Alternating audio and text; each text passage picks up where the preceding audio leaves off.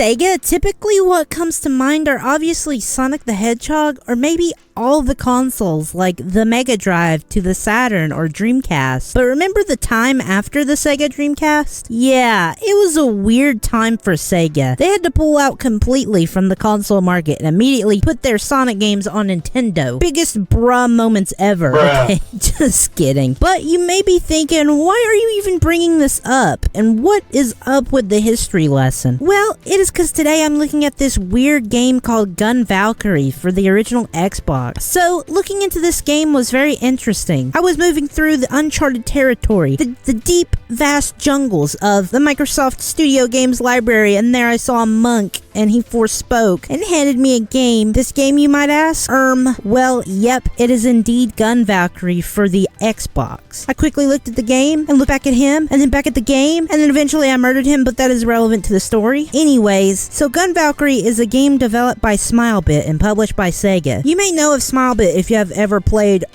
Jet Set Radio. Yeah, they made that game. So going from stylish cel-shaded graphics to, well, this is certainly something. The game released in 2002 and is only exclusive to the Xbox. Anyway, starting off the game, and look how crazy steampunk robotic-y this title screen looks. You know, Mr. Sega gave me insight on this game by telling me that originally this game was meant to be for the Sega Dreamcast, but you know what happened to the Dreamcast. It unfortunately needed a new home for the game, and who better than the original Microsoft Xbox? Seems like to me Smilebit were becoming an Xbox developer by this game and Jet Set Radio Future. Anyways, history lesson over. So, as we start the game, we get a girl dropping some serious lore. Back in 1835, this scientist figured out how to harness a crazy new power source that came from Halley's Comet. Using that tech, they were able to advance crazy fast. And before you know it, it's 1906 and humanity already has space colonies and crazy mech suits. But things go completely off the rails when this genius scientist vanishes, and a colony planet gets totally overrun by giant mutated alien bugs. So this elite task force gets sent in to clean house, only to realize a dark secret. Those nasty bugs they're fighting, yeah, they used to be human colonists. The scientists mutated them. Also, this spinning shot of the sky looks so beautiful for some reason. Anyways, we start with stage 1, Valley 1. And here is where we feel the controls, and well, they are kinda clunky. The left trigger is the jump button, and the right trigger is what you use to shoot. And meanwhile, the left and right stick is how you control movement. Somehow I actually get used to it, but it is sure a whiplash trying to learn it. Imagine how it would have controlled on the actual Dreamcast. Yeah, the controller with one analog stick. Yeah, I'll take this over that any day. But we find the gun, and then we get ambushed immediately. Please, guys, I just want to learn the controls, please! And yes, for some reason, my dumb self thought I could just jump into this lake. I don't know why. It just looks so beautiful. The way the ripples look, it looks like chrome. Anyways, I eventually fight my way through and get severely scared by these things attacking me. Ah! Oh.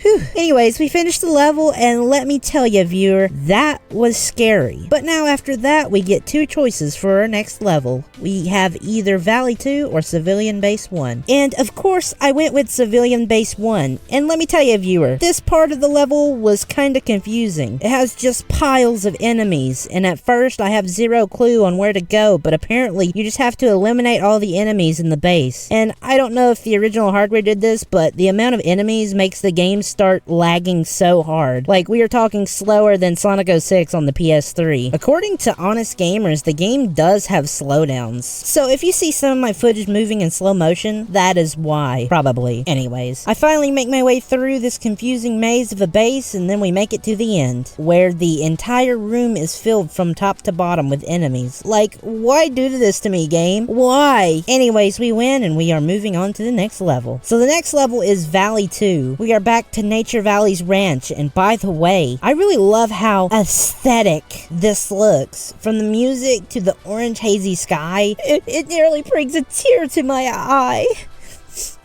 Anyways, this level is once again defeat all the enemies. How original, Mr. Sega. We just did that the last level. Anyways, as I make my way through the level, we go through these caves and make our way to these giant wind tunnels. do I jump on them? I don't want to lose my progress. Oh, well, screw it. Oh, I lived. Ha! Well, I fly my way around with these tank-like controls and finally grab the Halley's Comet thing. It says it will be processed, and I believe this is where the game has its first problem. At least for me. See the way this map is shaped? Well, if the enemies are left behind, you have to backtrack your way back to them. Oh god, why did you make me kill everything in sight, Mr. Sega? Anyways, after I finally finish, I obtain a few upgrades. Yes, viewer, this game has obtainable upgrades that you can spend your hard-earned gamer points on to be decked out. But as I finish that, we head to the next level. So the very next level is a boss battle. The boss battle between Valheim, I don't know, which is kind of easy and hard at the same time. So basically you have to shoot these soft spots, and well, it would have been alright if my controller wouldn't stop disconnecting, but I finally went and gathered this soul thing. Yay! Alright, well, we have 3 levels to choose from, and of course I go with civilian base, and well, I gotta defeat all the enemies within the time limit. Well, again, the slowdown is the slow death of this game. I mean, look at this footage. This isn't even edited. The game is literally this slow. So I'm sad to admit this, but unfortunately, I could not beat this level. But I believe I experienced all I needed to. So,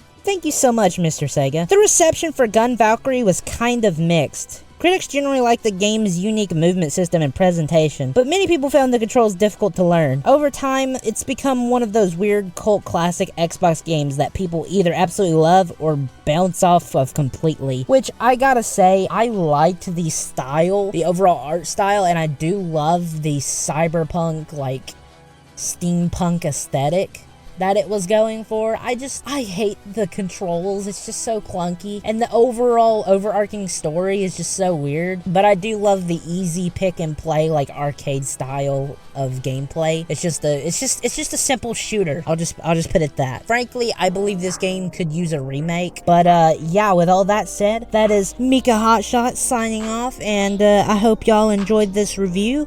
And yeah, I will see y'all next time. Bye-bye.